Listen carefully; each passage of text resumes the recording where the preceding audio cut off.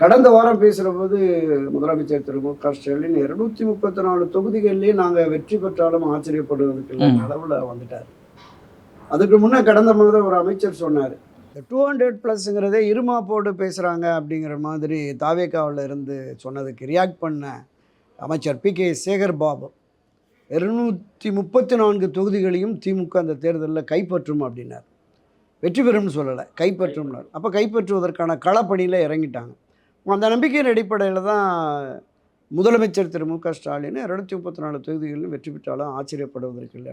மரியாதைக்குரிய அண்ணா திராவிட முன்னேற்ற கழகத்தின் நிறுவன தலைவர் புரட்சித் தலைவர் எம்ஜிஆர் ஒரு ஹார்டிக் வெற்றியை பெற்றார். 77, 80, 84 தொடர் வெற்றி. மறைந்த முன்னாள் முதலமைச்சர் செல்வி ஜெயலலிதாவும் 2011 to 2016 ஒரு தொடர் வெற்றியை 32 வருஷத்துக்கு பின்னாடி ஆட்சி கட்சியை மீண்டும் ஆட்சி கட்சியின் நிலைப்பாட்டை உருவாக்கிட்டாங்க.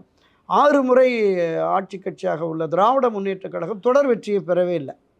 இந்த முறை அதை நம்ம சாதித்து காட்டணும் அப்படிங்கிற மாதிரி இவருடைய காலத்தில் அதை பண்ணணும்னு சொல்லிட்டு தான் எல்லாரையும் களம் இறக்கி விட்டுருக்காரு.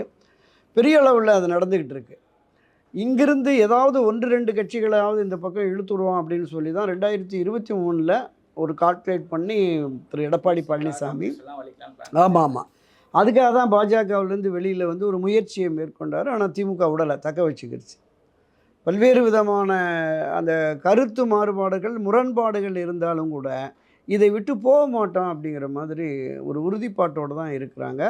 கடந்த மாதம் நடைபெற்ற நம்ம முதலமைச்சருடைய 72வது பிறந்தநாள் விழாவில் பங்கேற்ற தோழமை கட்சிகள் கூட நாங்கள் உறுதியோடு உங்களோடு பயணிக்கிறோம் அப்படின்னு சொல்லிட்டாங்க.